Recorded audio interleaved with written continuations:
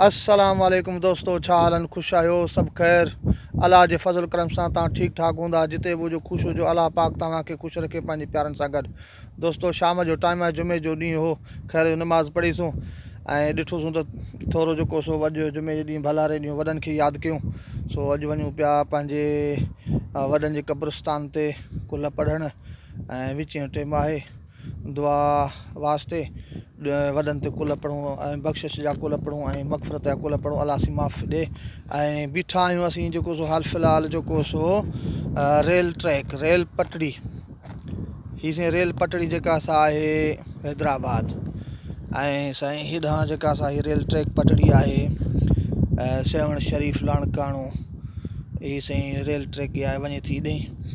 ऐं हीअ जेका रेल तक़रीबन जेका ठही हुई अंग्रेज़ दौर जी आहे, 1950 जी आहे शायदि। 1950 खां बि जेको सो अॻे आहे, 40-45 दौर जी आहे। माना हिनखे 70-80 साल थिया आहिनि रेल खे।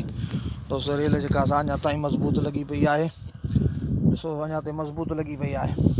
ऐं मूंसां गॾु साईं शौकत अली गॾु आहे। शौकत अली सां जोड़ असांजो गॾु आहे। इहो बि जेको सो चए पियो त हलूं था भला वॾनि ते कुल वुल पढ़ूं हली। सो अॼु निकिता आहियूं ॿई ॼणा ऐं बीठा आहियूं रेल ट्रेल पटड़ीअ ते, रेल जी पटड़ी जेको सो तव्हां दोस्तनि खे ॾेखारियूं।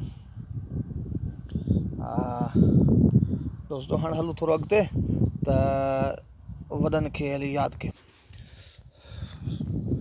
दोस्तों, हीअ कणिक जो फ़सुलु, हीअ कणिक जो फ़सुलु कायल आहे जेका ढिढे अन ते पहुती आहे।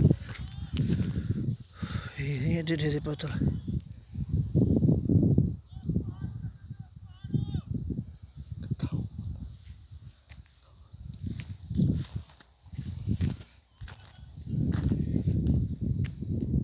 हीअ साईं फ़ोटा कयल आहिनि, वॾे शेर मोहम्मद जा फ़ोटा कयल आहिनि।